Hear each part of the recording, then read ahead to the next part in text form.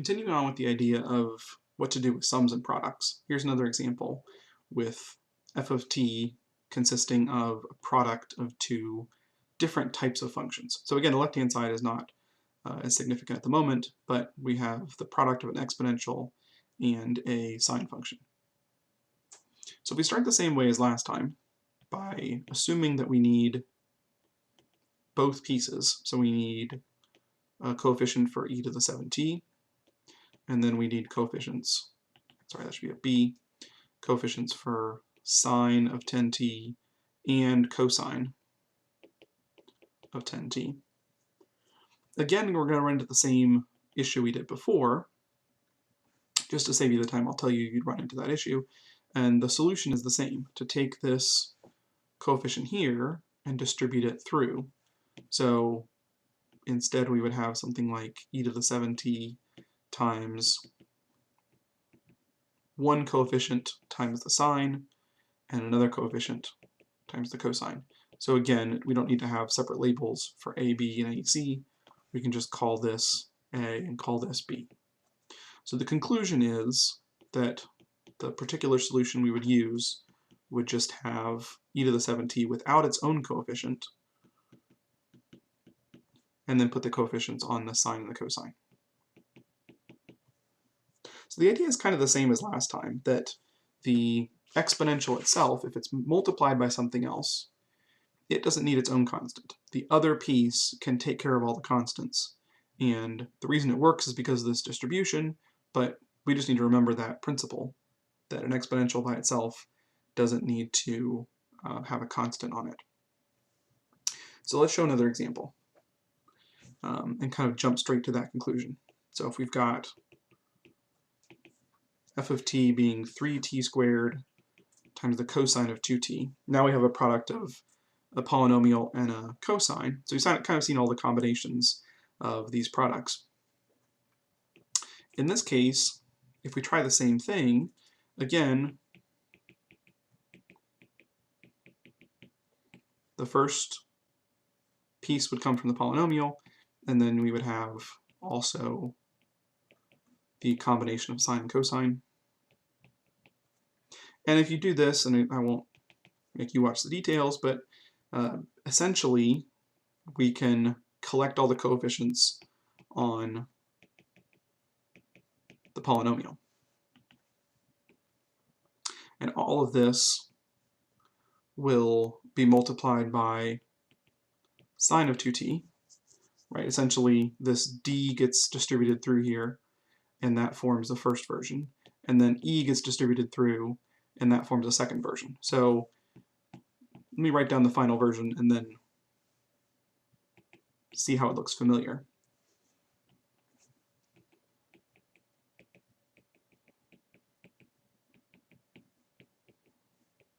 So if you look closely, it basically looks like, if you think of all of this as just being a coefficient, or rather up here maybe, it might be easier to see. If you think of this as being a coefficient of cosine, then you would need a coefficient of the same form times the sine, and a coefficient of the same form times the cosine. And that's kind of what you end up with down here, is you have a coefficient of that form, quote-unquote coefficient, right? It's a polynomial, times the sine, plus another coefficient times the cosine. Sorry, that should be cosine.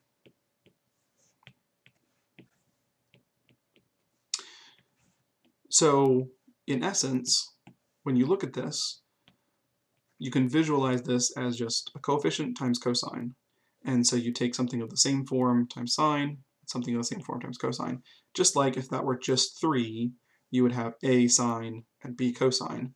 Now when it's 3t squared, you have a undetermined second order polynomial times cosine and an undetermined second order polynomial times sine to make that combination work. So that's kind of the idea, is that that polynomial can act as a coefficient by itself, and we don't need an extra coefficient on the sine itself or on the cosine, because all of this acts as its quote-unquote coefficient. That's the idea, and if you can get that idea, then when I mentioned that we would simplify, again, it doesn't seem quite so simple because it seems like we're doing more work than necessary, but once you get the idea, the number of coefficients you need drops dramatically because you can save yourself some time. So just to kind of summarize all this, when you've got a product like this of two different types of functions in your f of t, basically the idea is the exponential, if there is one, doesn't need its own constant, because whatever it's being multiplied by can kind of swallow up the constants and be the one that handles them. If there's a polynomial, let it handle all the constants. So for instance, we had a polynomial times cosine. That polynomial showed up in front of sine and in front of cosine, and it handled the coefficients both times. We had a polynomial times an exponential, and the same thing. We ended up having just that polynomial times the exponential. So the polynomial handles the constants in that sense. And then if there's no polynomial,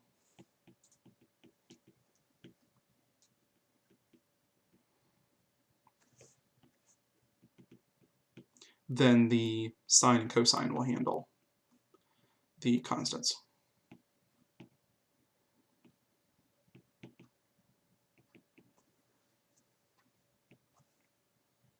So for example, putting this all together, let's say we have 2y double prime minus y prime plus 6y equals negative e to the negative 2t times 3 minus 5t times the cosine of 9t. So we've got now 3 pieces multiplied together. So this is kind of the ultimate case where all 3 types of functions that we can handle are present and they're all multiplied together. So what we're going to do, following this principle here, the exponential doesn't need its own constant, so we're just going to have e to the negative 2t with no constant in front of it.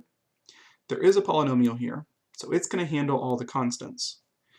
And then the fact that we have a cosine here means we're going to need 2 pieces. One where all of this is multiplied by the sine of 9t, and one where all of that is multiplied by the cosine of 9t. But once you know that, writing down the particular solution is not all that difficult. So e to the negative 2t gets no coefficient. The next part is a polynomial of degree 1, so just at plus b.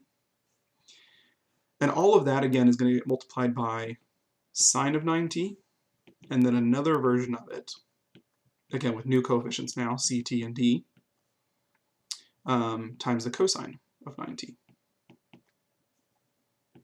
So that's kind of the most extreme example. And if you can understand that one and do ones like it, nothing else can really surprise you, because we've handled now all combinations of products and all the different possibilities. So the cosine has a sine and cosine component to it.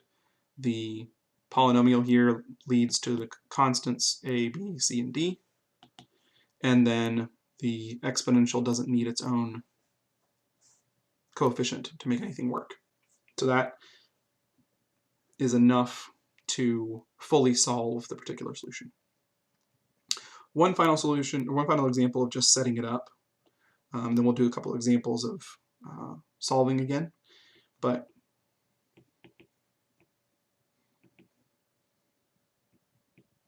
let's take this example here where f of t equals 5 e to the negative 3t plus t squared plus 1 cosine of 6t minus e to the t sine of 6t. So notice that we're combining now the product combination as well as the sum combination.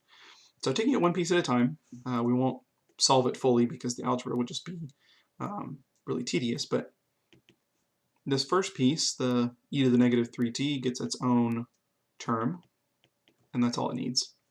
The next piece, we have a polynomial times a cosine. So we're going to need a similar polynomial times sine plus the same thing times cosine. So that looks like bt squared plus ct plus d times the sine of 6t and then a similar et squared plus ft plus g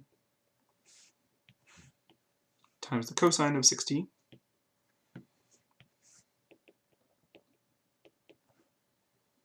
And then we have this last piece. And notice, by the way, that we've got cosine of 6t and sine of 6t, but since they're multiplied by different things, we should handle them separately just to be safe. So the next piece, there's no polynomial in that last piece. There's just an exponential and a sine. So the exponential is going to not need a coefficient, and then the cosine will take care of the coefficients. So we need a combination of sine and cosine. So we'll have h sine of 6t plus I cosine of 6t. So a bunch of coefficients we'd have to solve for if we were to finish this problem. So we're not going to go through it because the algebra would just be a little ridiculous, but at least you can see how to set them up and how to get all those pieces combined using products and sums.